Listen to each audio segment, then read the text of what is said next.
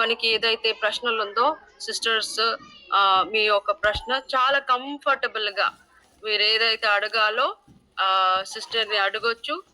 ఆత్మీయంగా శారీరకంగా దేవుడు ఎట్లా నడిపిస్తారో మనము ఈరోజు మనం ప్రార్థన పూర్వకంగా ఈ యొక్క సెషన్ ని స్టార్ట్ చేస్తాము. Over to you sister. ದೇವರ ನಮಗೆ ಸ್ತೋತ್ರವಾಗಲಿ. ಈ ಸಮಯದಲ್ಲಿ ನಾವು ನಮ್ಮ ಮಧ್ಯದಲ್ಲಿ ಸಹೋದರಿ ವಿಕ್ಟೋರಿಯಾ ಸಹೋದರಿ ಅವರು ಇದ್ದಾರೆ. ಅವರು ಮುಖ್ಯವಾಗಿ ಅವರು ವೃತ್ತಿಪರವಾಗಿ ವೈದ್ಯರಾಗಿದ್ದಾರೆ. ಅವರ ಹೈದರಾಬಾದಲ್ಲಿ ಇರ್ತಾರೆ. ಅವರ ಗಂಡನು ಸಹ ಅಂದ್ರೆ ಪತಿಯವರು ಕೂಡ ವೈದ್ಯರಾಗಿದ್ದಾರೆ. ಸೊ ದೇವರಿಗೆ ಸ್ತೋತ್ರ. ಇವರು ಇವತ್ತು ನಮ್ಮ ಮಧ್ಯದಲ್ಲಿ ಇರೋದು ತುಂಬಾ ಸಂತೋಷಕರವಾದ ವಿಷಯ. ಈ ದಿನ ಅವ್ರ ವಾಕ್ಯ ಸಂದೇಶವನ್ನ ಕೊಟ್ಟ ನಂತರ ಅದಾದ್ಮೇಲೆ ಕೌನ್ಸಿಲಿಂಗ್ ಇರ್ತದೆ. ಅಂದ್ರೆ ಪ್ರಶ್ನೆ, ನೀವು ಯಾರಾದ್ರೂ ನಿಮಗೆ ಆರೋಗ್ಯವಾದ ವಿಷಯದ ಬಗ್ಗೆ ಪ್ರಶ್ನೆ ಇದ್ರೆ ಪ್ರಶ್ನೆ ಕೇಳಬಹುದು. ಅದಕ್ಕೆ ಸಂಬಂಧಪಟ್ಟಂತ ರೀತಿಯಲ್ಲಿ ಅವ್ರ ಉತ್ತರವನ್ನು ನಿಮಗೆ ಕೊಡ್ಲಿಕ್ಕೆ ಇರ್ತಾರೆ. ಅದಕ್ಕೋಸ್ಕರ ಈ ಸಮಯದಲ್ಲಿ ನಾವೆಲ್ಲರೂ ಕೂಡ ಶ್ರದ್ಧೆಯಿಂದ ಮೊಟ್ಟ ಮೊದಲ ದೇವರ ವಾಕ್ಯವನ್ನು ಆಲಿಸೋಣ. ತದನಂತರ ನಾವು ಕೌನ್ಸಿಲಿಂಗ್ ಸೆಕ್ಷನ್ಗೆ ಹೋಗೋಣ. ಪ್ರೇಯರ್.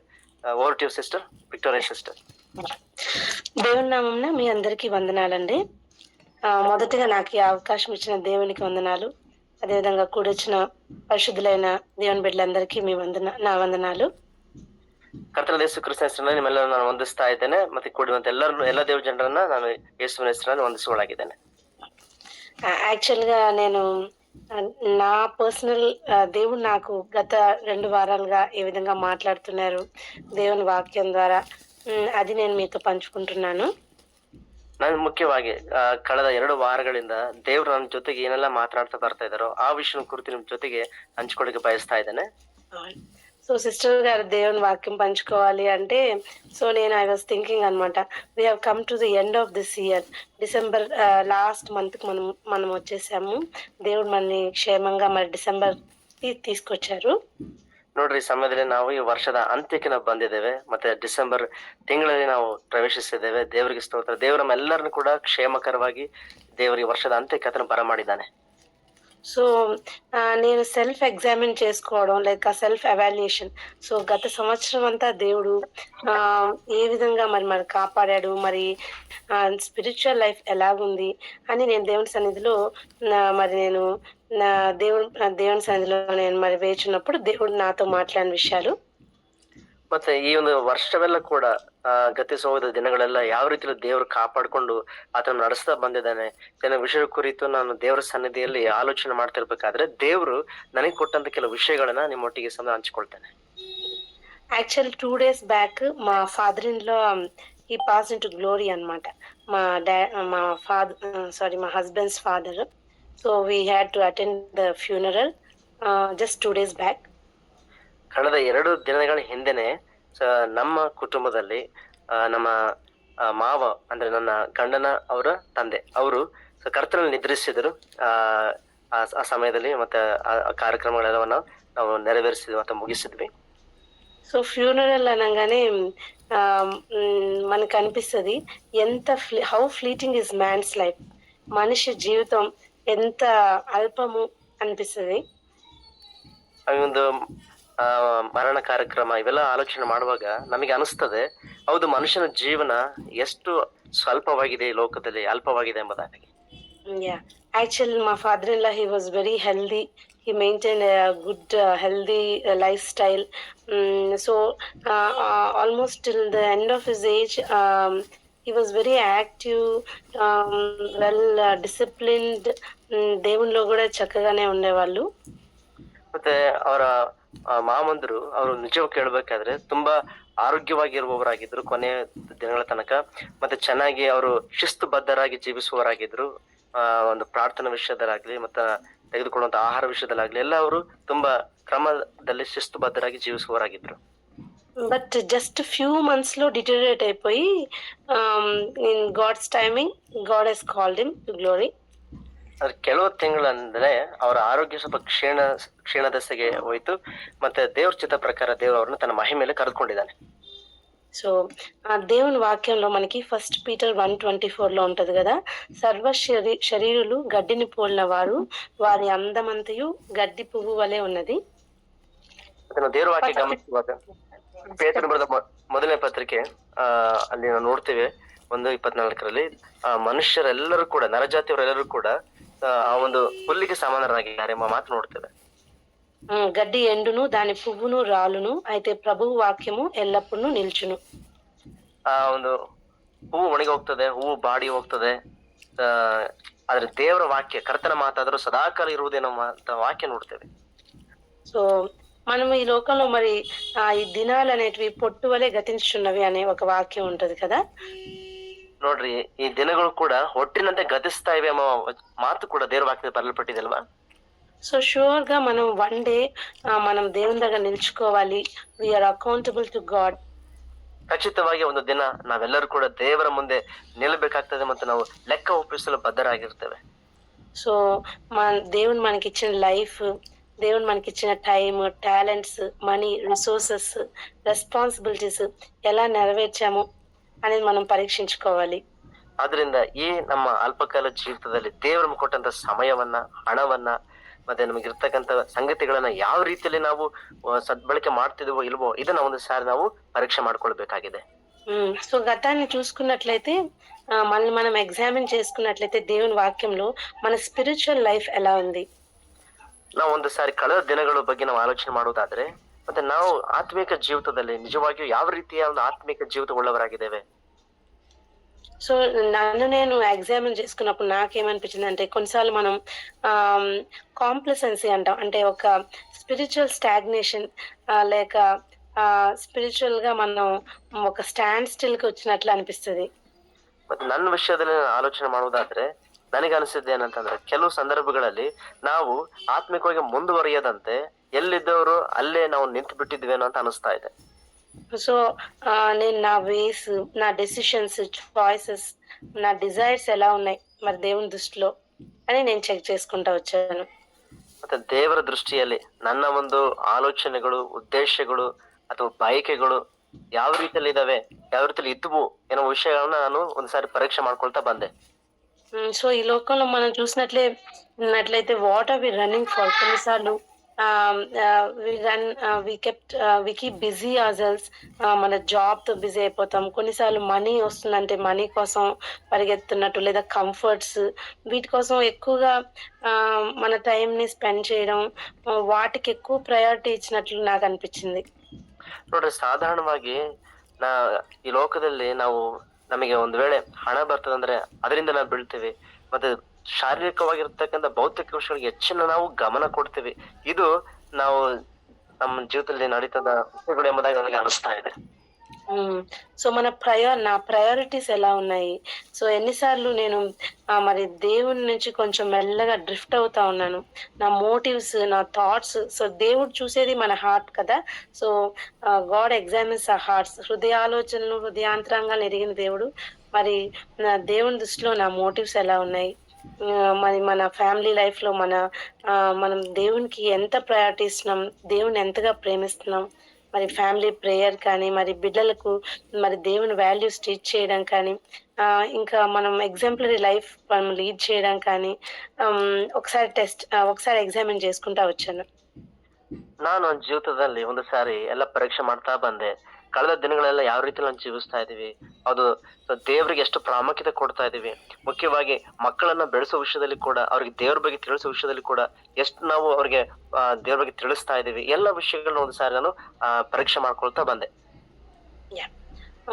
రీసెంట్ గా యాక్చువల్ ఫస్ట్ నా సాల్వేషన్ గురించి చెప్తాను. ఫస్ట్ ఏంటి అంటే నేను చిన్నప్పుడు I was born and brought up in a Christian family.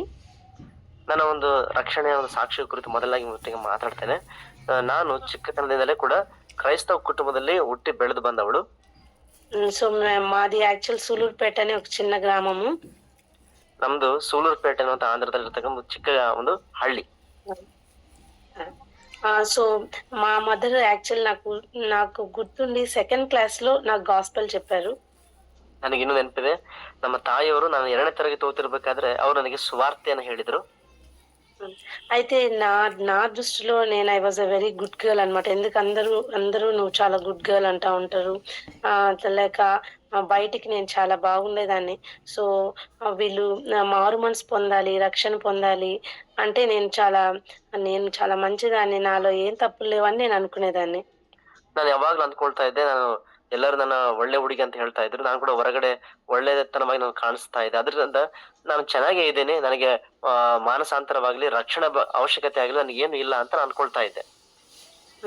So నేను 5th క్లాస్‌లో వచ్చినప్పుడు మా చర్చ్‌లో వీబీఎస్ వెకేషన్ బైబిల్ స్కూల్ మనకి దేవుని సేవకులు కండక్ట్ చేసినప్పుడు ಆದ್ರೆ ನಾನು 5ನೇ ತರಗತಿ ಇದ್ದಾಗ ನಮ್ಮ ಸಭೆನಲ್ಲಿ VBS ವೆಕೇಶನ್ ಬೈಬಲ್ ಸ್ಕೂಲ್ ಅನ್ನ ಅವರು ಏರ್ಪಡಿಸಿದ್ರು. ఓకే. అప్పుడు నేను సిన్ అంటే ఏంటి? Sin and it's damage and how it grieves God's heart అని నాకు అర్థమైంది. ಅವತ್ತು ನನಗೆ ಪಾಪ ಅಂದ್ರೆ ಏನು, ಪಾಪ ಎಷ್ಟರ ಮಟ್ಟಿಗೆ ನಮ್ಮ ಜೀವಿತವನ್ನ ಹದಗೆಡಿಸ್ತದೆ, ದೇವರಿಗೆ ನಮಗೆ ಮಧ್ಯದ ಸಂಬಂಧವನ್ನ ಹಾಳು ಮಾಡ್ತದೋ ಅದನ್ನ ಚೆನ್ನಾಗಿ ಅರ್ಥಕೊಂಡೆ. సో నేనెప్పుడు చాలా మంచిదాన్ని అనుకునేదాన్ని కాబట్టి రోమన్స్ 3rd చాప్టర్‌లో ఉంటది కదా మనకి. Romans 3rd chapter 23rd verse వాటిల్లో ఏ భేదమును లేదు. అందరూ పాపం చేసి దేవుడు అనుగ్రహించు మహిమను పొందలేకపోతున్నారు. ನೋಡ್ರಿ, ನಾನಾದ್ರೆ ನನ್ನ ಮಟ್ಟಿಗೆ ಬಹಳ ಒಳ್ಳೆಯವನು ಅಂತ ಅನ್ಕೊಳ್ತಾ ಇದ್ದೆ. ಆದ್ರೆ ದೇವ್ರ ವಾಕ್ಯ ಏನಂತ ಹೇಳ್ತದೆ, ರೋಮಾಪತ್ರಿಕೆ 3ನೇ ಅಧ್ಯಾಯ 23ನೇ ವಚನದಲ್ಲಿ ಭೇದ ಏನೂ ಇಲ್ಲ, ಎಲ್ಲರೂ ಪಾಪ ಮಾಡಿ ದೇವ್ರ ಅನುಗ್ರಹಿಸುವ ಮಹಿಮೆನ ಹೊಂದದೆ ಹೋಗಿದ್ದಾರೆ ಅನ್ನೋ ಮಾತಲ್ಲಿ ಬರಲ್ಪಟ್ಟಿದೆ. ఇంకా అక్కడే మనకుంటది, నీతిమంతుడు లేడు, ఒక్కడునూ లేడు, గ్రహించువాడెవడనూ లేడు, దేవుని వెదకువాడెవడనూ లేడు. ಮತ್ತೆ ಅಲ್ಲೇ ಬರಲ್ಪಟ್ಟಿರ್ತದೆ, ನೀತಿವಂತನು ಇಲ್ಲ, ಒಬ್ಬನಾದ್ರೂ ಇಲ್ಲ, ತಿಳುವಳಿಕೆ ಉಳ್ಳವನು ಇಲ್ಲ, ದೇವರನ್ನು ಹುಡುಕುವವನು ಇಲ್ಲ, ಎಲ್ಲರೂ ದಾರಿ ತಪ್ಪಿ ನಡೆಯುತ್ತಾರೆ ಅನ್ನೋ ಮಾತು ನೋಡ್ತೇವೆ. ఐజయా 64:6లో కూడా మా నీతి క్రియలు మురికి గుడ్డల వలె ఉన్నవి, దేవుని ఎదుట మన నీతి క్రియలు మురికి గుడ్డల వలె ఉన్నాయి అని దేవుడు మాట్లాడాడు. ಹಾಗೆ ಯೆಶಾಯ 64ನೇ ಅಧ್ಯಾಯ 6ನೇ ವಚನದಲ್ಲಿ ಕೂಡ ನೋಡ್ತೇವೆ, ನಮ್ಮ ನೀತಿ ಕೃತ್ಯಗಳೆಲ್ಲವೂ ಕೂಡ, ಪುಣ್ಯ ಕಾರ್ಯಗಳೆಲ್ಲವೂ ಕೂಡ ಅವು ಹೊಲಸು ಬಟ್ಟೆಗೆ ಸಮಾನವಾಗಿವೆ ಅನ್ನೋ ಮಾತಿನ ಮೂಲಕ ದೇವರು ನನ್ನೊಟ್ಟಿಗೆ ಅವತ್ತು ಮಾತನಾಡಿದ್ರು. సో పాపము ఎంత భయంకరమైందంటే, పాపం వలన వచ్చే జీవితం మరణము. ఇంకా మనం చేసిన పాపానికి శిక్ష అనేది భయంకరమైనది. ఒక వాక్యంలో ఉంటది, కీర్తనలు 49:9లో, వారి ప్రాణ విమోచన ధనము బహు గొప్పది, అది ఎన్నటికి తీరక అట్లుండవలసిందే అని ఉంటుంది. ದೇವ್ರ ವಾಕ್ಯ ಗಮನಿಸುವುದಾದ್ರೆ ಪಾಪ ಎಷ್ಟು ಘೋರವಾಗಿದೆ ಅನ್ನೋ ಕುರಿತು ನೋಡ್ತೇವೆ. ವಾಕ್ಯ ಹೇಳ್ತದೆ, ಪಾಪ ಕೊಡುವ ಸಂಬಳ ಮರಣ. ಸೊ ಅದು ಭಯಂಕರವಾದಂತ ನಾಶನವನ್ನ ಅಥವಾ ನರಕವನ್ನ ತರ್ತದೆ ಅನ್ನೋ ಮಾತನ್ನ ನಾವು ದೇವ್ರ ವಾಕ್ಯ ಮೂಲಕ ನಾವು ತಿಳ್ಕೊಳ್ಳೋದಾಗಿರ್ತೇವೆ. సో ఐజయా 53లో మనం చూసినట్లయితే, సో దేవుడు నాతో మాట్లాడుతూ వచ్చారు, నా పాపం ఎంత భయంకరమైంది, సో దాన్ని బట్టి మరి దేవుని కుమారుడు యేసు ప్రభు ఎంత శిక్ష ఆయన పొందాల్సి వచ్చాడు. సో 53:2లో ఉన్నట్లయితే, 53rd యెషయా 53:2లో చూసినట్లయితే, లేత మొక్క వలెను ఎండిన భూమిలో మొలచిన మొక్క వలెను అతడు ఆయన ఎదుట పెరిగెను, అతనికి స్వరూపమైనను సొగసైనను లేదు, మనం అతన్ని చూసి అపేక్షించినట్లుగా అతని యందు స్వరూపము లేదు. అతడు తృణీకరింపబడిన వాడును, ఆయన మనుషుల వలన విసర్జింపబడిన వాడును, వ్యసనాక్రాంతుడుగాను, వ్యాధిని అనుభవించిన వాడుగాను, మనుష్యులు చూడనొల్లని వాడుగాను, అతడు తృణీకరింపబడిన వాడు గనుక మనం అతన్ని ఎన్నిక చేయకపోతే అని ఉంటుంది. ಮತ್ತೆ ದೇವರಾಗಿ ಗಮನಿಸೋದಾದ್ರೆ ಯೆಶಾಯ 53ನೇ ವಚನದಲ್ಲಿ ಬರಲ್ಪಟ್ಟ ಪ್ರಕಾರ ನಮ್ಮ ಪಾಪ ಎಷ್ಟು ದೇವರನ್ನ ಅಂದ್ರೆ ಆತನ ಮುಖವನ್ನ ವಿಕಾರ ಮಾಡಿಬಿಡ್ತು. ಸೊ ಅದಕ್ಕೆ ಬರುವ ಶಿಕ್ಷೆ ಫಲ ಎಷ್ಟು ಘೋರವಾಗಿತ್ತು ಅನ್ನೋದನ್ನ ಅಲ್ಲಿ ನೋಡ್ತೇವೆ. ನೋಡ್ರಿ, 2ನೇ ವಚನ ಹೀಗೆ ಬರಲ್ಪಟ್ಟಿದೆ, ಒಣ ನೆಲದೊಳಗೆ ಬೇರಿನಿಂದ ಹೊರಡುವ ಅಂಕುರದಂತೆಯೂ ಬುಡದಿಂದ ಒಡೆಯುವ ಚಿಗುರಿನ ಹಾಗೂ ಅವನು ಯೆಹೋವನ ದೃಷ್ಟಿಯಲ್ಲಿ ಬೆಳೆದನು, ಅವನಲ್ಲಿ ಯಾವ ಅಂದ ಚಂದಗಳು ಇರಲಿಲ್ಲ, ನಾವು ಅವನನ್ನು ನೋಡಿದಾಗ ನೋಡತಕ್ಕ ಯಾವ ಲಕ್ಷಣವೂ ಕಾಣಲಿಲ್ಲ. కాబట్టి యేసు ప్రభు మరి ఆయన సిలువలో ఆయన చేసిన కార్యం అంతా మరి పరిశుద్ధాత్మ దేవుడు మరి నాకు జ్ఞాపకం చేశారు. మనల్ని పాపం గురించి, నీతి గురించి, తీర్పు గురించి ఒప్పించేది పరిశుద్ధాత్మ దేవుడు. కాబట్టి మరి నేను చేసిన తప్పులు అవి బయటకు కనిపించకపోయినప్పటికీ, నా ఆలోచనలో చేసిన తప్పులన్నిటినీ దేవుడు నేను ఒప్పుకునేటట్లు పరిశుద్ధాత్మ దేవుడు నాకు ఈ వాక్యం ద్వారా మరి యేసు ప్రభు సిలువలో మరి నా స్థానంలో చనిపోయాడని నాకు దేవుడు బయలుపరిచారు. ನೋಡ್ರಿ, ಯೇಸು ಸ್ವಾಮಿ ನನಗೋಸ್ಕರ ನನ್ನ ಸ್ಥಾನದಲ್ಲಿ ನನ್ನ ಪಾಪ ನಿಮಿತ್ತವಾಗಿ ಆತನು ಶಿಲುಬೆಯಲ್ಲಿ ಮರಣಿಸಿದನು, ಅದಕ್ಕೋಸ್ಕರ ಆತನ ಪ್ರಾಣವನ್ನ ತ್ಯಾಗ ಮಾಡಿದನು, ರಕ್ತನು ಸುರಿಸಿದಂತ ಸತ್ಯ ಅವತ್ತು ನನಗೆ ಚೆನ್ನಾಗಿ ಅರ್ಥವಾಯ್ತು. ಅವತ್ತು ಮತ್ತೆ ವಾಕ್ಯ ನೋಡೋ ಪ್ರಕಾರ ಪರಿಶುದ್ಧಾತ್ಮನೇ ನಮ್ಮಲ್ಲಿ ಕಾರ್ಯವನ್ನು ಮಾಡಿದಾಗಲೇ ನಾವು ನಮ್ಮಲ್ಲಿ ಆ ಮಾನಸಾಂತರ ಮನವರಿಕೆ ಉಂಟಾಗ್ತದೆ, ಪಾಪ ಕ್ಷಮಾಪಣೆ ನಮ್ಮಲ್ಲಿ ಬೇಡಬೇಕಂತ ಮನಸ್ಸು ಬರ್ತದೆ. ಹಾಗೆ ನನ್ನಲ್ಲಿ ದೇವರಾತ್ಮ ಕಾರ್ಯ ಮಾಡೋದ್ರ ಮೂಲಕ ನನ್ನ ಪಾಪನ ಒಪ್ಪಿಕೊಂಡು ಮಾನಸಾಂತರ ಪಟ್ಟು ಆ ದಿನ ನಾನು ರಕ್ಷಣೆ ಹೊಂದಿದ್ದೆ. సో దేవుని వాక్యంలో మనం చూసినట్లయితే, సో ఆ గిల్ట్ నాలో ఉండే ఆ గిల్ట్ కాన్షియస్ అంటే నేరారోపణ మన సాతాను మనకెప్పుడు నేరారోపణ చేస్తా ఉంటది కాబట్టి, దేవుడు నన్ను ఆ గిల్ట్ నుంచి ఫ్రీ చేశాడు. సామ్ 32:5 కీర్తనలు 32:5లో గాడ్ ఫర్‌గివ్ మై గిల్ట్ అని ఉంటది. నా పాపం నేను ఒప్పుకున్నప్పుడు ఆహ్, సారీ కీర్తనలు 32:5 సారీ 4 5 నా దోషమును కప్పుకొనక నీ ఎదుట నా పాపం ఒప్పుకొంటిని. యెహోవా సన్నిధిని నా అతిక్రమములు ఒప్పుకుందుననుకుంటుని. నీవు నా పాప దోషమును పరిహరించి ఉన్నావు. సో ఇంగ్లీష్‌లో చూసినట్లయితే గాడ్ ఫర్‌గివ్ మై గిల్ట్ అని ఉంటది. ನೋಡಿ ಕೀರ್ತನೆ 32 ಕೀರ್ತನೆ 5ನೇ ವಚನದಲ್ಲಿ ನಾವು ನೋಡ್ತೇವೆ, ಯೆಹೋವನ ಸನ್ನಿಧಿಯಲ್ಲಿ ನನ್ನ ದ್ರೋಹವನ್ನು ಒಪ್ಪಿಕೊಳ್ಳುವೆನು ಅಂದುಕೊಂಡು ನನ್ನ ಪಾಪವನ್ನು ಮರೆ ಮಾಡದೆ ನಿನಗೆ ನನ್ನ ದೋಷವನ್ನು ತಿಳಿಸಿದೆನು. ನೀನು ನನ್ನ ಅಪರಾಧ ಪಾಪಗಳನ್ನು ಪರಿಹರಿಸಿ ಬಿಟ್ಟಿ. ಈ ವಾಕ್ಯದ ಪ್ರಕಾರ ನೋಡ್ರಿ, ಯಾವತ್ತು ನನ್ನ ತಪ್ಪಗಳನ್ನು ಒಪ್ಪಿಕೊಂಡು ನನ್ನಲ್ಲಿ ಒಳಗಿರತಕ್ಕಂತ ಆ ಅಪರಾಧ ಮನೋಭಾವನೆ, ಆ ಮನಸಾಕ್ಷಿಯನ್ನು ದೇವರು ಪರಿಹರಿಸಿ ಬಿಟ್ಟ, ನನ್ನ ತೊಳೆದು ಶುದ್ಧೀಕರಿಸಿದ. ఇంకొక వాక్యం ఉంటది కదా! 2 కొరింథియన్స్ 7:10లో ఆహ్, దైవ చిత్తానుసారమైన దుఃఖము రక్షణార్థమైన మారు మనసును కలుగు చేయును అని ఉంటుంది. 2 ಕೊರಿಂಥ 7ನೇ ಅಧ್ಯಾಯ 10ನೇ ವಚನದ ಮಾತು ನೋಡ್ತೇವೆ. ದೇವರ ಚಿತ್ತಾನುಸಾರವಾಗಿರುವ ದುಃಖವು ನಮ್ಮಲ್ಲಿ ಮಾನಸಾಂತರವನ್ನು ಉಂಟು ಮಾಡಿ ರಕ್ಷಣೆಗೆ ಕಾರಣವಾಗುತ್ತೆ ಅಂತ ವಾಕ್ಯ ಬರೆಯಲ್ಪಟ್ಟಿದೆ. హ్మ్. సో, ఆ విధంగా దేవుడు మరి ఆహ్, ఆహ్, నా నేను ఎంతో దుఃఖంతో నా పాపములంతా దేవుని దగ్గర ఒప్పుకున్న తర్వాత, సో, దేవుడు నాకు గొప్ప నిరీక్షణ ఇచ్చాడు. మరి ఆయన బిడ్డగా చేసుకున్నాడనే గొప్ప నిరీక్షణ నాకు దేవుడు అనుగ్రహించారు. ನೋಡಿ, ಆ ರೀತಿಯಲ್ಲಿ ನನ್ನ ತಪ್ಪುಗಳ ವಿಷಯದಲ್ಲಿ ನಾನು ಪಶ್ಚಾತ್ತಾಪ ಪಡುವಂತೆಯೂ ಮತ್ತೆ ನನ್ನ ತಪ್ಪುಗಳೆಲ್ಲ ದೇವರು ಪರಿಹರಿಸಿ ಬಿಟ್ಟು ನನಗೆ ದೊಡ್ಡ ರಕ್ಷಣೆ ಎಂಬ ನಿರೀಕ್ಷಣೆ ನಾನು ಕೊಟ್ಟಿದ್ದೇನೆ ಅನ್ನುವಂತ ಮನವರಿಕೆ ದೇವರು ನನ್ನಲ್ಲಿ ಆತನು ಉಂಟು ಮಾಡ್ದ. సో, మారు మనసు పొందిన తర్వాత మరి దేవుని వాక్యం ఏముంటదంటే మారు మనసు మారు మనసునకు తగిన ఫలము ఫలించుడి. Fruit of repentance.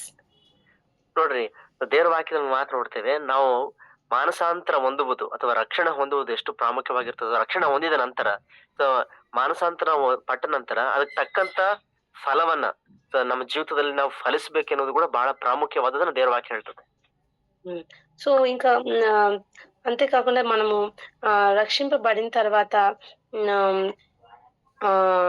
మనలో ఉండే చేంజెస్ ఏంటి అంటే కంప్లీట్ టర్న్ అవే. మరి ఆ పాపంని విడిచిపెట్టి రిపెంటెన్స్ అంటేనే మనం విడిచిపెట్టి కన్వర్షన్ కంప్లీట్‌గా దేవుని వైపుకు తిరగడం. ನೋಡ್ರಿ, ನಾವು ಗಮನಿಸೋದಾದ್ರೆ, ನಾವು ಯಾವಾಗ ಪಶ್ಚಾತ್ತಾಪ ಪಟ್ಟಿವೆ ಅಂದ್ರೆ, ಮಾನಸಾಂತರ ಹೊಂದಿದ್ದೇವೆ ಅಂದ್ರೆ ಅದರ ಅರ್ಥ ನಾವು ಅದುವರೆಗೆ ಮಾಡ್ತಿದ್ದಂತ ಪಾಪದ ಜೀವಿತವನ್ನ ಸಂಪೂರ್ಣವಾಗಿ ನಾವು ತೊರೆದು ಬಿಟ್ಟು ಅದನ್ನ ಬಿಟ್ಟು ಬಿಟ್ಟು ದೇವರ ಕಡೆ ನಾವು ಬಂದಿದ್ದೀವಿ, ಆತನ ಕಡೆ ನಾವು ತಿರುಗಿದ್ದೀವಿ ಎಂಬ ಅರ್ಥವನ್ನ ಅದು ಕೊಡ್ತದೆ. సో,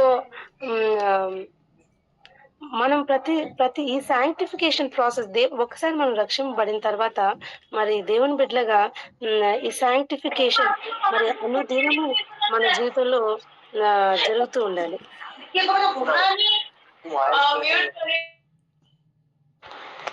ನಾವು ಗಮನಿಸ್ತೇವೆ, ನಮ್ಮ ಜೀವಿತದಲ್ಲಿ ನಾವು ರಕ್ಷಣೆ ಹೊಂದಿದ ನಂತರ ಶುದ್ಧೀಕರಣ ಕಾರ್ಯ ಅಂತಕ್ಕಂಥದ್ದು ಪ್ರತಿನಿತ್ಯವೂ ಕೂಡ ನಮ್ಮ ಜೀವನದಲ್ಲಿ ನಡೀತಾ ಇರಬೇಕು ಏನೋ ಒಂದು ವಿಷಯ ನಮ್ ಗಮನಿಸ್ತೇವೆ. సో, చాలా సార్లు మనకి మరి దేవునిలో ఎదిగేదానికి మన స్టంబ్లింగ్ బ్లాక్స్ ఏంటి అని మనం చూసుకున్నట్లయితే, ದೇವರಲ್ಲಿ ಬೆಳೆಯದಂತೆ ನಮ್ಮ ಜೀವನದಲ್ಲಿ ಯಾವ ಸಂಗತಿಗಳು ನಮಗೆ ಅಡ್ಡವಾಗಿರ್ತವೆ ಏನೋ ಗಮನಿಸೋದಾದ್ರೆ, చాలా సార్లు మనం గిల్ట్ తో మనం బాధపడుతూ ఉంటాము. ಕೆಲವು ಸಾರಿ ನಮ್ಗೆ ಬಾಧೆ ಪಡ್ತಾ ಇರ್ತೇವೆ. కొన్నిసార్లు వరి అవుతా ఉంటాము. ಕೆಲವು ಸಾರಿ ನಾವು ಬಹಳಷ್ಟು ಚಿಂತೆ ಮಾಡ್ತಾ ಇರ್ತೇವೆ. కొన్నిసార్లు మనం చాలా విషయాల్లో భయపడుతూ ఉంటాము. ಮತ್ತೆ ಕೆಲವೊಂದು ವಿಷಯಗಳಲ್ಲಿ ನಾವು ಬಹಳ ಭಯ ಪಡ್ತಾ ಇರ್ತೇವೆ. ఇంకా కొన్నిసార్లు ట్రయల్స్, కొన్నిసార్లు దేవుడు మనల్ని అలౌ చేసినప్పుడు వాటిలో మనం డిసప్పాయింట్ అయిపోతా ఉంటాము. ಕೆಲವೊಂದು ಶ್ರಮೆಗಳನ್ನ ದೇವರ ಜೀವಿತದಲ್ಲಿ ಅನುಮತಿಸುವಾಗ ಅಂತ ವಿಷಯಗಳಲ್ಲಿ ನಾವು ಬಹಳ ನಿರಾಶೆಗೊಳ್ತಾ ಇರ್ತೇವೆ. సో, గిల్ట్ అంటే ఇందాక మనం చూసినట్లయితే మనం దేవుడు మనల్ని తప్పకుండా మనం ఎప్పుడైతే దేవుని సన్నిధిలో మనం మన సిన్ అక్నాలెడ్జ్ చేసి కన్ఫెస్ చేస్తామో దేవుడు మనల్ని సంపూర్ణంగా ఆ గిల్ట్ నుంచి దేవుడు మనల్ని ఫ్రీ చేస్తారు. ಇದುವರೆಗೆ ನಾವು ವಾಕ್ಯ ಓದ್ಕೊಂಡ ಪ್ರಕಾರ ನೋಡ್ರಿ, ಯಾವಾಗಾದ್ರೆ ನಮ್ಮ ಪಾಪವನ್ನ ಸಂಪೂರ್ಣವಾಗಿ ದೇವ್ರ ಮುಂದೆ ನಾವು ಒಪ್ಪಿಕೊಂಡು ಅದನ್ನ ಬಿಟ್ಟು ಬಿಡ್ತೇವೋ, ದೇವ್ರು ಅವಾಗ ಏನ್ ಮಾಡ್ತಾನೆ, ನಮ್ಮ ಮನಸ್ಸಾಕ್ಷಿಯನ್ನ ಅದನ್ನ ಸಂಪೂರ್ಣವಾಗಿ ತೊಳೆದು ಅಪರಾಧ ಮನೋಭಾವನೆಯಿಂದ మనం ಬಿಡಿಸ್ಬಿಡ್ತಾನೆ. కొన్నిసార్లు అన్యుల వల్లే మనం చాలా సార్లు చింతిస్తా ఉంటాము. ಆದ್ರೆ ಕೆಲವು ಸಂದರ್ಭಗಳಲ್ಲಿ ನಾವು ಅನ್ಯ ಜನರಂತೆ ಬಹಳಷ್ಟು ಚಿಂತೆ ಮಾಡ್ತಾ ಇರ್ತೇವೆ. సో మనం మత్తయి 6 అధ్యాయంలో మనం చూసినట్లయితే దేవుడు చెప్తాడు, seek ye first the kingdom of God and all these things will be given unto you. ನಾವು ಮತ್ತೇನ ಸುವಾರ್ತೆ 6ನೇ ಅಧ್ಯಾಯದಲ್ಲಿ ನಾವು ಗಮನಿಸೋದಾದ್ರೆ ದೇವರಲ್ಲಿ ಹೇಳ್ತಾನೆ, ನೀವು ಮೊದಲು ದೇವರ ರಾಜ್ಯಕ್ಕಾಗಿ ಅದರ ನೀತಿಗಾಗಿ ನೀವು ತವಕ ಪಡ್ರಿ, ಆಗ ನಿಮಗೆ ಬೇಕಾಗಿದ್ದೆಲ್ಲವೂ ಕೂಡ ನಿಮಗೆ ಹಿಂದೆ ಬರ್ತದೆ. ఇంకా cast your burdens on the Lord and he cares for you. ಮತ್ತೆ ನೀವು ಚಿಂತೆ ಭಾರವನ್ನು ಆತನ ಮೇಲೆ ಹಾಕ್ರಿ, ಆತನು ನಿಮಗಾಗಿ ಚಿಂತಿಸ್ತಾನೆ ಎಂಬುದಾಗಿ ವಾಕ್ಯ ಬರೆಯಲ್ಪಟ್ಟಿದೆ. ఇంకా కొన్నిసార్లు ఫియర్ అనేది చాలా విషయాల్లో మనం భయపడుతూ ఉంటాం. అయితే దేవుడు మనం కీర్తనకారుడు చూసినట్లయితే God is my light and my salvation అంటాడు. Of whom shall I be afraid అంటాడు. ನೋಡ್ರಿ, ಕೆಲವು ವಿಷಯಗಳಲ್ಲಿ ತುಂಬಾ ನಾವು ಭಯ ಪಡ್ತಾ ಇರ್ತೇವೆ. ಆದ್ರೆ ಕೀರ್ತನ ಗ್ರಂಥದಲ್ಲಿ ಬರುವಾಗ ಕೀರ್ತನಕಾರನ ಏನಂತ ಹೇಳ್ತಿದ್ದಾನೆ, ದೇವರು ನನ್ನ ಆಶ್ರಯ ದುರ್ಗವಾಗಿದೆ, ನನ್ನ ರಕ್ಷಣೆಯಾಗಿದ್ದಾನೆ. ಹೀಗಿರುವಾಗ ನಾನು ಯಾರಿಗೆ ಭಯಪಟ್ಟೇನು, ಯಾವುದಕ್ಕೆ ನಾನು ಭಯಪಟ್ಟೇನು ಎಂಬುದಾಗಿ ಆತನು ಹೇಳ್ತಾನೆ. కాబట్టి మనం దేనికి భయపడాల్సిన అక్కర్లేదు, దేవునికి తప్ప. ಆದ್ರಿಂದ ನಾವು ದೇವರಿಗೆ ಬಿಟ್ರೆ ಬೇರೆ ಯಾವ ವಿಷಯಗಳಿಗೂ ಯಾವ ಸಂಗತಿಗಳಿಗೂ ಯಾರಿಗೂ ಕೂಡ ಭಯಪಡುವಂತ ಅವಶ್ಯಕತೆ ಇಲ್ಲ. Hebrews 2nd chapter 14-15 ఒకసారి చూస్తాము. ನಾವು ಈ ಸಮಯದಲ್ಲಿ ಇಬ್ರಿಯ ಬರೆದ పత్రిಕೆ 2ನೇ అధ్యాయ 14-15 వచనం. ఇక్కడ చూసినట్లయితే మరణ భయం నుంచి కూడా దేవుడు మనల్ని విడిపించారు. ఇప్పుడు అన్యులు చూసినట్లయితే చాలా సార్లు వాళ్ళు మరణానికి భయపడతారు. ನೋಡಿ, ಇಲ್ಲಿ ವಾಕ್ಯ ಹೇಳ್ತದೆ, ವಾಕ್ಯದಲ್ಲಿ ಬರೆಯಬಡಿದ ಪ್ರಕಾರ ದೇವರು ನಮ್ಮನ್ನ ಮರಣ ಭಯದಿಂದಲೂ ಬಿಡಿಸಿದ್ದಾನೆ. ಈ ಲೋಕದಲ್ಲಿ ಅನ್ಯ ಜನರು ಗಮನಿಸೋದಾದ್ರೆ ಬಹಳಷ್ಟು ವಿಷಯಗಳು, ಮುಖ್ಯವಾಗಿ ಮರಣದ ಬಗ್ಗೆ ಬಹಳಷ್ಟು ಅವರು ಭಯ ಪಡ್ತಾರೆ, ಯಾತನೆ ಪಡ್ತಾರೆ. 14-15 కాబట్టి ఆ పిల్లలు రక్త మాంసములు గలవారైనందున ఆ ప్రకారమే మరణం యొక్క బలము గలవాడిని అనగా అపవాదిని మరణము ద్వారా నశింపచేయుటకును, జీవిత కాలమంతయు మరణ భయం చేత దాస్యమునకు లోబడిన వారిని విడిపించుటకును ఆయన కూడా రక్త మాంసములలో పాలువాడాయను. ఏలైనగా ఆయన ఎంత మాత్రం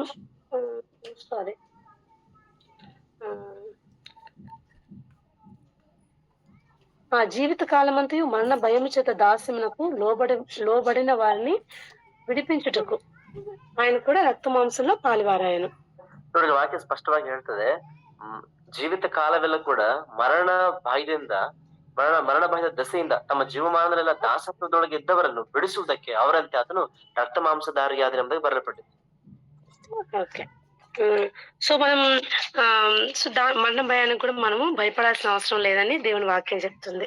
ಅದೇ ದೇವರ ವಾಕ್ಯ ಸ್ಪಷ್ಟವಾಗಿ ಹೇಳ್ತದೆ, ಮರಣದ ವಿಷಯದಲ್ಲೂ ಕೂಡ ನಾವು ಭಯಪಡೋ ಅವಶ್ಯಕತೆ ಇಲ್ಲ.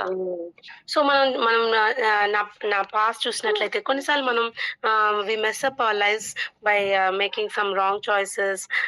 కొన్నిసార్లు మనం సారీ 1 minute.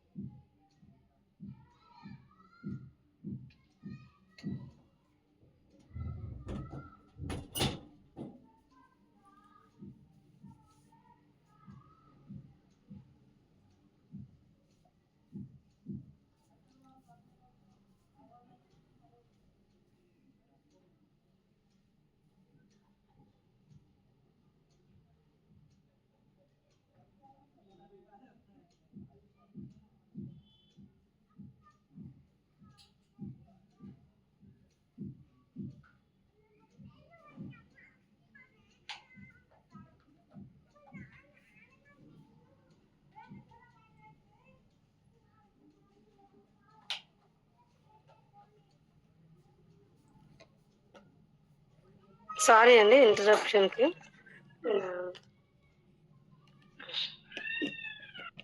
వినిపిస్తుందా అండి? ఓకే.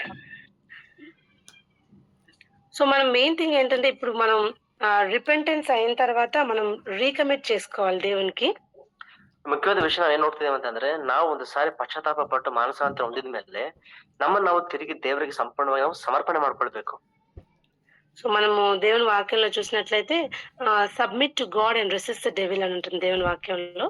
ದೇವರ ವಾಕ್ಯ ನಾವು ಗಮನಿಸಿದ್ರೆ ಒಂದು ಮಾತು ನೋಡ್ತೀವಲ್ವಾ, ದೇವರಿಗೆ ಒಳಗಾಗಿರಿ ಸೈತಾನನ್ನ ಎದುರಿಸ್ತೀರಿ ಎಂಬ ಮಾತು ಬರಲ್ಪಟ್ಟಿದೆ. సో, మనం ఎప్పుడైతే దేవునికి మరి సబ్మిట్ చేసుకుంటామో, దేవుడు తప్పకుండా మనం మన పాస్ట్‌లో మనం మిస్టేక్స్ చేసినా, మన చాయిసెస్ రాంగ్ చేసినా, దేవుడు అవన్నీ కూడా ఆ సిట్యుయేషన్స్ అన్నిటిని కూడా he will turn it for hour good and for his glory అని నాకర్థమైంది. ನನಗೆ ಅರ್ಥ ಆಗಿದ್ದೇನಪ್ಪಾ ಅಂತಂದ್ರೆ, ನಾವ್ ಯಾವಾಗಾದ್ರೆ ನಮ್ಮ ಜೀವಿತವನ್ನು ದೇವರಿಗೆ ಒಪ್ಪಿಸಿ ಕೊಡ್ತೇವೋ ಅವಾಗ ಕಳೆದ ದಿನದಲ್ಲಿ ನಾವು ಮಾಡಿದಂತ ತಪ್ಪುಗಳು, ಅಪರಾಧಗಳು ಅಥವಾ ತಪ್ಪಾದ ಆಯ್ಕೆಗಳು ಏನೇ ಇದ್ರೂ ಕೂಡ ಅವೆಲ್ಲ ದೋಷದಿಂದ ದೇವರು ನಮ್ಮನ್ನ ಬಿಡಿಸಿ ತನ್ನ ಸಂರಕ್ಷಣೆಯಲ್ಲ మనకు ನಡೆಸ್ತಾನೆ. సో, దేవుని బిడ్డలుగా మనం దేవుడు తప్పకుండా మనల్ని రెస్టోర్ చేస్తారు. ತಪ್ಪದಂತೆ ದೇವರು ನಮ್ಮನ್ನ ತಿರುಗಿ ತನ್ನ ಮಕ್ಕಳಾಗಿ ಆತ ನಮ್ಮನ್ನ ಪುನಃಸ್ಥಾಪಿಸ್ತಾನೆ. సో, జెకర్యా గ్రంథంలో కూడా return to me and I will return to you అంటాడు దేవుడు.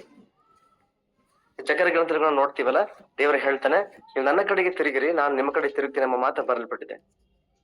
సో, దేవుడు మనల్ని తప్పకుండా నడిపిస్తారు అంతవరకు. ಅದರಿಂದ ದೇವರು ತಪ್ಪದಂತೆ ನಮ್ಮನ್ನ ಅಂತ್ಯದವರೆಗೆ ಆತನು ನಡೆಸ್ತಾನೆ. ఒక్కసారి 1 John 3:9 చదువుదాము.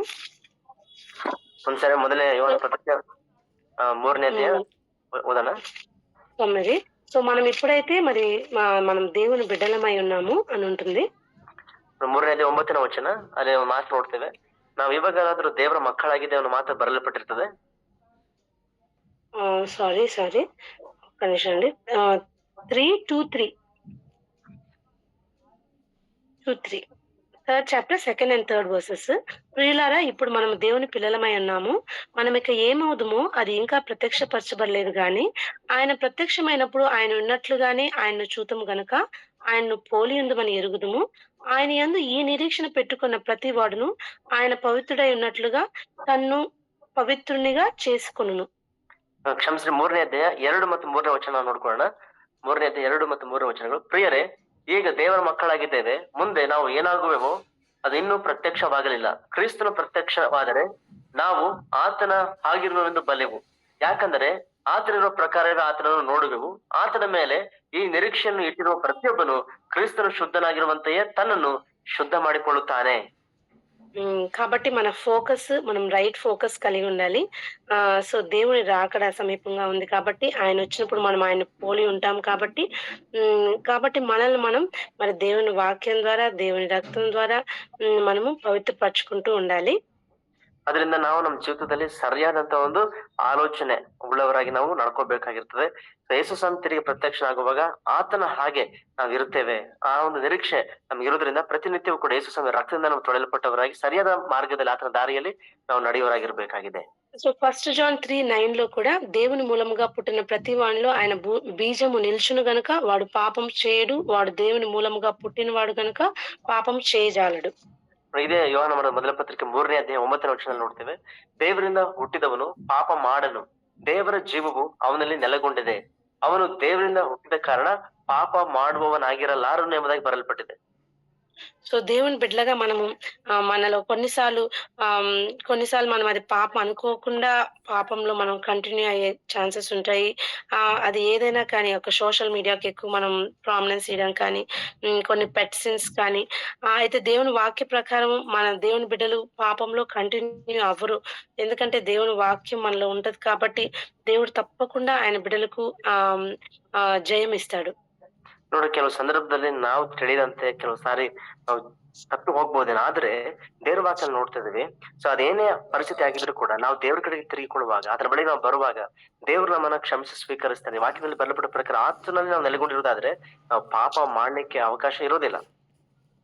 So, Hebrew 4th chapter 15-16 మనం చూసినట్లయితే మన ప్రధాన యాజకుడు మన బలహీనతల యందు మనతో సహానుభవం లేనివాడు కాడు గాని, సమస్త విషయముల్లోనూ మన వలనే శోధింపబడినను ఆయన పాపం లేనివాడుగా ఉండెను గనుక మనము కనికరింపబడి సమయోచితమైన సహాయం కొరకు కృప పొందినట్లు ధైర్యంతో కృపాసనం వద్దకు చేరుదము. ನೋಡಿ, ಇಬ್ರಿಯ ಬರೆದ ಪತ್ರಿಕೆ 4ನೇ ಅಧ್ಯಾಯ 15-16 ವಚನ ಓದುದಾದ್ರೆ, ಇಬ್ರಿಯ 4:15-16. ಯಾಕಂದ್ರೆ ನಮಗಿರುವ ಮಹಾಯಾಜಕನು ನಮ್ಮ ನಿರ್ಬಲಾವಸ್ಥೆಯನ್ನು ಕುರಿತು ಅನುತಾಪವಿಲ್ಲದವನಲ್ಲ, ಆತನು ಸರ್ವ ವಿಷಯಗಳಲ್ಲಿ ನಮ್ಮ ಹಾಗೆ ಶೋಧನೆ ಗುರಿಯಾದನು, ಪಾಪ ಮಾತ್ರ ಮಾಡಲಿಲ್ಲ. ಆದುದರಿಂದ ನಾವು ಕರುಣೆಯನ್ನು ಹೊಂದುವಂತೆಯೂ ಆತನ ದಯೆಯಿಂದ ಸಮಯೋಚಿತವಾದ ಸಹಾಯವು ನಮಗೆ ದೊರೆಯುವಂತೆಯೂ ಧೈರ್ಯದಿಂದ ಕೃಪಾಸನದ ಮುಂದೆ ಬರೋಣ ಎಂಬುದಾಗಿ ಬರಲ್ಪಟ್ಟಿದೆ. సో దేవుడు తప్పకుండా మనల్ని ఆమ్, ఆమ్, ఆయన బిడ్డలుగా మనకి విజయవంతమైన జీవితాలను తప్పకుండా దేవుడు అనుగ్రహిస్తారు. ಅದರಿಂದ ದೇವರು ತಪ್ಪದಂತೆ ಆತನ ಮಕ್ಕಳಾಗಿ ನಮಗೆ ಒಂದು ಜಯಭರಿತವಾಗಿರುವಂತ ಜೀವಿತವನ್ನ ಆತ ನಮಗೆ ಅನುಗ್ರಹಿಸ್ತಾನೆ. సో మనకి ఎన్ని ఛాలెంజెస్ వచ్చినా, అఫ్లిక్షన్స్ వచ్చినా, we have a great hope అన్నమాట. ఎందుకంటే గాడ్ నా పర్సనల్ లైఫ్ లో దేవుడు అల్టిమేట్ గా ఎప్పుడు నో వే అని ఉంటుందో అక్కడ దేవుడు ఒక వేని క్రియేట్ చేయడం, రైట్ టైంలో గాడ్ స్టెప్ మరి దేవుడు విడుదల అనుగ్రహించడం. మరి నా పాస్ట్ అంతట్లో చూసినట్లయితే నా frailty, God's faithfulness, I could see that. ನೋಡಿ, ಖಚಿತವಾಗಿ ದೇವರು ತನ್ನ ಮಕ್ಕಳಿಗೆ ಆತನು ಸಹಾಯ ಮಾಡೇ ಮಾಡ್ತಾನೆ. ಮತ್ತೆ ನನ್ನ ಜೀವಿತದಲ್ಲಿ ನಾನು ಗಮನಿಸೋದಾದ್ರೆ, ಎಲ್ಲಿ ಆದ್ರೆ ದಾರಿ ಇಲ್ಲ ಅಂತ ಅನ್ಕೊಳ್ತೇವೋ ಅಂತ ಸಂದರ್ಭ ಬಂದಾಗ ದೇವರು ಆತನ ಕಾರ್ಯವನ್ನ ಮಾಡಿ ದಾರಿನ ಸಿದ್ಧ ಮಾಡಿ ನಡೆಸಿದ್ದನ್ನ ನಾನು ಅನುಭವಿಸಿ ನಾನು ತಿಳಿದವರಾಗಿದ್ದೇನೆ ಪ್ರೇರೆ. సో మనకుండే గొప్ప దేవుడు మన ఎబెనెజరు, ఇంతవరకు మనకు సహాయం చేసిన దేవుడు, మనతో నడిచే దేవుడు. మరి ఇంతవరకు మరి నా జీవితంలో ఎన్నో ఆశ్చర్యకార్యాలు దేవుడు చేశాడు. ఇంతవరకు మా కుటుంబాన్ని ఆయన కడుతూ వచ్చాడు. అనేక విషయాల్లో మరి ఆ ప్రార్థన దేవునికి మొరపెట్టినప్పుడు ఆయన ప్రార్థన ఆలకించిన దేవుడుగా, మరి ప్రార్థనకు దేవుడు మాకు ఉత్తరం ఇచ్చిన దేవుడుగా, మరి గత సంవత్సరం అంతట్లో ఎంతో నమ్మదగిన దేవుడుగా ఉన్నారు. ಅದನ್ನ ಗಮನಿಸೋದಾದ್ರೆ ನಿಜವಾಗಿ ಕೂಡ ನಮ್ಮ ದೇವರು ಆತನ ಎಬೆನೇಜರ್ನಾಗಿದ್ದಾನೆ. ನಮ್ಮನ್ನ ಇದುವರೆಗೆ ನಡೆಸಿದ ಆತನು ಮುಂದೆ ಕೂಡ ನಡೆಸುವ ಆತನಾಗಿದ್ದಾನೆ. ಗತ ದಿನಗಳೆಲ್ಲ ಆಲೋಚನೆ ಮಾಡುವಾಗ ನಮ್ಮ ಪ್ರಾರ್ಥನೆ ದೇವರು ಉತ್ತರಿಸಿದ್ದಾನೆ. ಅನೇಕ ಸಂದರ್ಭಗಳಲ್ಲಿ ದೇವರು ನಮ್ಮನ್ನ ಆತನ ಕೈ ಹಿಡಿದು ನಡೆಸಿದ್ದಾನೆ, ಪರಿಸ್ಥಿತಿಗಳನ್ನ ಆತನು ದಾಟಿಸಿದ್ದಾನೆ. సో సమస్త మహిమ దేవునికే దేవునికే ఆరోపిస్తున్నాను. ఈ విధంగా మరి నా జీవితంలో దేవుడు నాకు రిపెంటెన్స్, రెస్టరేషన్, రీకమిట్మెంట్ అనేది ఈ మంత్ లో దేవుడు నాతో మాట్లాడుతూ వచ్చారు. ಅದೇ ಎಲ್ಲ ಸಮಸ್ತ ಮಹಿಮೆ ದೇವರಿಗೆ ಸಲ್ಲಲಿ. ಮತ್ತೆ ಈ ದಿನಮಾನಗಳಲ್ಲಿ ದೇವರು ನನ್ನೊಟ್ಟಿಗೆ ಈ ವಿಷಯದ ಕುರಿತು ಅದನ್ನ ಮಾತನಾಡ್ತಾ ಬಂದೆ. ಒಂದು ಪಶ್ಚಾತ್ತಾಪ, ಮತ್ತೆ ಆಮೇಲೆ ನಮ್ಮ ಒಂದು ನಮ್ಮನ್ನ ಪಶ್ಚಾತ್ತಾಪ ಪಟ್ಟಾಗ ದೇವರ ನಮ್ಮನ್ನ ಪುನಃಸ್ಥಾಪಿಸ್ತಾನೆ, ಮತ್ತು ನಾವು ನಮ್ಮನ್ನ ಸಂಪೂರ್ಣವಾಗಿ ದೇವರಿಗೆ ಒಪ್ಪಿಸಿಕೊಡ್ಬೇಕು. ಈ 3 ವಿಷಯದ ಕುರಿತು ದೇವರು ನನ್ನೊಟ್ಟಿಗೆ ಮಾತನಾಡ್ತಾ ಬಂದಿದ್ದಾನೆ. మీ అందరికీ నా వందనాలు. ನಿಮ್ಮೆಲ್ಲರಿಗೂ ಕೂಡ ನನ್ನ ವಂದನೆಗಳು. ದೇವರು ನಮಗೆ ಸ್ತೋತ್ರವಾಗಲಿ. ಪ್ರೇರಿಷ್ಟವರೆಗೆ ನಾವು ದೇವರ ವಾಕ್ಯವನ್ನು